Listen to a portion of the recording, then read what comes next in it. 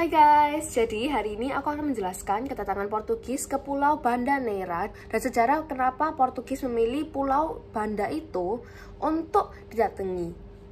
Dalam 7 menit, pertama-tama aku akan menjelaskan kedatangan Portugis ke Indonesia, maksudnya lewat mana, tahun berapa, gitu-gitu. Dan aku akan menjelaskan tentang Pulau Banda Neira dan sejarahnya yang sangat kelam. Let's go! Jadi pertama-tama, apa itu Pulau Banda Neira? Pulau Banda Neira merupakan pulau utama dalam gugusan Kepulauan Banda. Dari segi sejarah sendiri, Banda Neira merupakan pulau tempat Spanyol, Portugis, dan Inggris bertempur pada abad 16 dan 17. Nah, saat Portugis pertama masuk, mereka masuk di tahun 1511 dan mereka merupakan bangsa Eropa pertama untuk mencapai Kepulauan Nusantara dan mendatangi Indonesia.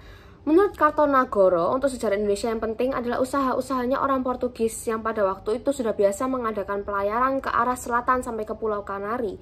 Itu yang menggampangkan mereka sampai mereka bisa nyampai ke Kepulauan Nusantara. Pada tahun 1511, mereka pertama tiba di Malaka. Salah satu rempah yang sangat berharga pada waktu itu yang dicari adalah pala. Nah, sebenarnya apakah yang membuat Pulau Banda Neira ini sangat dicari sehingga banyak pertempuran antara bangsa-bangsa yang terjadi di lokasi itu? Nah, itu karena pada zaman itu mereka percaya bahwa tanaman buah pala itu hanya bisa bertumbuh subur di Banda Neira. Buah pala itu pun menjadi rebutan Belanda, Inggris, dan warga lokal. Sebenarnya saat Portugis pertama datang ke Banda Neira, mereka hanya ke situ untuk melakukan transaksi jual beli rempah, bukan untuk menguasai Banda Neira. Namun orang Belanda datang dan mereka adalah orang-orang yang ingin menaklukkan dan menguasai pulau itu. Benteng yang dibangun oleh para Portugis bernama Benteng Belgica. Sebuah benteng yang dibangun oleh mereka pada abad 16 di Pulau Neira, Maluku. Setelah itu, lokasi benteng Portugis tersebut kemudian dibangun kembali sebuah benteng oleh VOC atas perintah Gubernur Jenderal Peter Both pada tanggal 4 September 1611. Pada April 1608, Laksamana Petersen Verhoeven bersama 13 kapal ekspedisi tiba di Banda Neira. Perintah Heren Seventien, para direktur VOC di Amsterdam, sebagaimana ditulis Frederik W.S. Geschiedenis van Nederlands Indie, kepada Laksamana Petersen Verhoeven, kami mengarahkan perhatian Anda khususnya kepada pulau-pulau di mana tumbuh cengkeh dan pala, dan kami memerintahkan Anda untuk memenangi pulau-pulau itu untuk VOC, baik dengan cara perundingan maupun kekasaran. Nah, seperti kalian tahu, sejak lama Pulau Banda kan dikenal sebagai penghasil utama pala dan juga ada namanya cengkeh. Sesampai di Banda, Verhoeven mendapati bahwa ada bangsa Inggris di sana di bawah pimpinan Kapten William Killing yang telah berdagang dengan rakyat Banda dan pedagang Belanda. Nah, Verhoeven tidak senang, apalagi rakyat Banda tak mau berunding dengannya. Ia pun menuju ke Pulau Neira beserta sekitar 300 orang prajurit untuk membangun benteng Nassau di bekas benteng yang pernah dibangun oleh Portugis. Melihat pembangunan benteng itu, para orang kaya Banda, pemuka rakyat, atau orang yang disegani mau berunding tapi dengan syarat ada jaminan sandera. Verhoeven pun setuju dan menunjuk 2 pedagang bernama Jan de Moore dan Nicolas de Visser. Lalu Verhoeven berangkat ke tempat perundingan bersama dengan Dewan Kapten, para pedagang, pasukan bersenjata lengkap, dan tawanan Inggris sebagai hadiah. Sesampainya di tempat perundingan, mereka tidak menemukan para orang kaya. Nah, Verhoeven pun mengutus penerjemah Adrien Elsevier untuk mencari para orang kaya. Dan di hutan kecil yang sekarang menjadi Masjid Kampung Baru, Elsevier menemukan para orang kaya. Mereka ketakutan melihat pasukan bersenjata lengkap, sehingga meminta Verhoeven datang hanya ditemani beberapa orang. Verhoeven pun menemui para orang kaya di tempat yang sekarang disebut Kampung Verhoeven. Ternyata ini adalah jebakan. Anggota VOC yang sedikit, yang hanya sekitar 30 orangan itu, akhirnya semuanya dibunuh. Hanya 3 atau 4 orang yang lolos. Dan Jan Petersen Koen, juru tulis Verhoeven, menyaksikan kejadian tersebut. Pada 1617, Heren Seventien menunjuk Jan Petersen Koen sebagai gubernur jenderal. Setelah mendirikan markas besar VOC di Batavia, Koen ingin merealisasikan monopoli pembelian pala di Banda.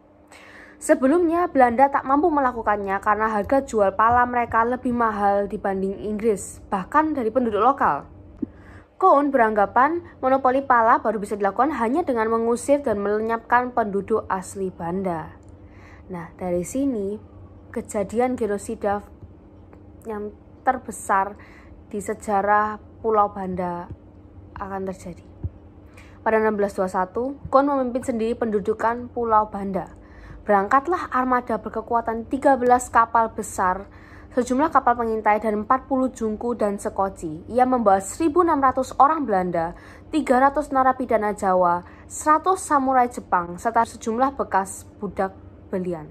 Begitu sampai di benteng Nassau, Koen dan pasukannya menyerang Pulau Lontor dan berhasil menguasai seluruh pulau. Desa Slamun dijadikan markas besar. Kapten Martin Song ditunjuk sebagai gubernur Banda dengan berkantor di balai desa. Sementara masjid yang terletak di sebelahnya dijadikan sebagai tempat penginapan orang-orang Belanda. Hal ini tidak disetujui oleh warga setempat, namun mereka tidak dapat berbuat apa-apa. Mereka tegang dan mereka takut. Mereka tidak tahu apa yang akan terjadi kepada mereka pada hari-hari berikut itu. Nah, pada suatu malam, ada suara dari masjid. Lampu gantung di dalam masjid itu telah terjatuh. Mengira akan ada serangan, Tesong menuduh penduduk Lontor. Malam itu juga, Tesong mengerahkan tentaranya untuk mengejar penduduk yang melarikan diri ke hutan dan puncak gunung. Penduduk yang ditemukan langsung dibunuh dan rumah dan perahu dibakar atau dihancurkan. Mereka yang berhasil lari hanya sekitar 300 orang mencari perlindungan pada Inggris atau ke Pulau Kei dan Aru. Tak kurang dari 2.500 orang meninggal karena ditembak, dianiaya, atau kelaparan. Dari 14.000 orang rakyat Banda, jumlah penduduk asli Kepulauan Banda tinggal 480 orang setelah peristiwa pembantaian itu. Mereka juga menangkap para orang kaya dengan tuduhan sebagai pemicu kerusuhan. 8 orang kaya paling berpengaruh dimasukkan ke dalam kurungan bambu yang dibangun di luar benteng Nassau. 6 algojo Jepang lalu masuk dan memotong tubuh mereka menjadi 4 bagian. Setelah itu algojo memenggal kepala 36 orang kaya lainnya dan memotong badan mereka. Potongan kepala dan badan ditancapkan pada ujung bambu untuk dipertontonkan kepada masyarakat. Pembantaian 44 orang kaya itu terjadi pada 8 Mei 1621. Kericuhan tidak terhindarkan karena VOC segera merespons dengan tindakan keras dan kejam. Warga dibantai tanpa ampun tidak hanya di Pulau Lontor dan Naira, melainkan di pulau-pulau lainnya. Ini pelanggaran HAM yang sangat berat, guys. Udah orang-orang itu dibiarkan kelaparan, dibunuh dan dianiaya.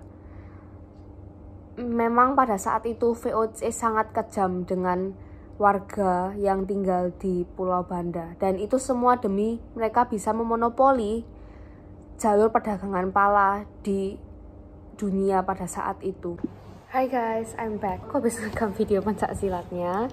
Jadi video pencaksilat berikut ini sebenarnya ada yang lucu karena aku mau mengentengkan situasinya supaya nggak tegang-tegang banget habis cerita genosida tadi.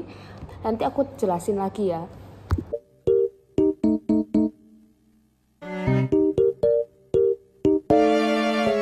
Look, I'm playing Wii Sports, I ball on the court. How is this game still better than 4? I'm working my fitness with tennis, master the serve. Can I get a witness? Let me get this. Oke guys, jadi berikut ini bakal ada video pencaksilat yang lebih detail, yang lebih serius gitu. Pencaksilatnya itu ada 2 gerakan hindaran dan 2 gerakan penyerangan. Salah satu gerakan hindarannya adalah hindaran hadap, yaitu aku memajukan satu kaki kanan atau kiri, kaki yang dominan pokoknya tetap di belakang. Itu aku memajukan satu kaki untuk mendekatkan diriku sendiri dengan lawanku.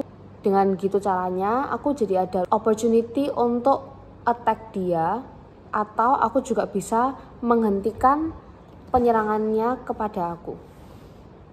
Nah, gerakan hindaran satunya adalah hindaran langkah mundur. Hindaran langkah dilakukan dengan mengambil langkah ke belakang, samping kiri atau samping kanan, dan itu biasanya dilakukan dengan kombinasi hindaran rundu atau hindaran condongan yang badan kita cuma maju ke depan. Nah, salah satu gerakan serangannya adalah pukulan tampar, yaitu ya gerakan tangan menampar gitu dari arah luar ke dalam seperti menampar biasanya.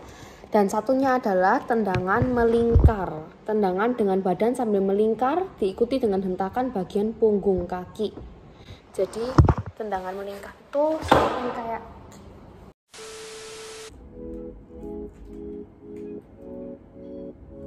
sometimes you feel insecure by yourself.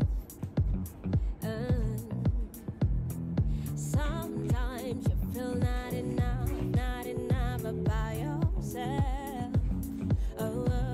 Jadi itu saja vlognya kita untuk hari ini guys. Semoga kalian belajar hal yang baru dari vlog kita hari ini. Jangan lupa untuk beri video ini like, and mungkin kalau misalnya kalian mau subscribe. Oke, bye guys.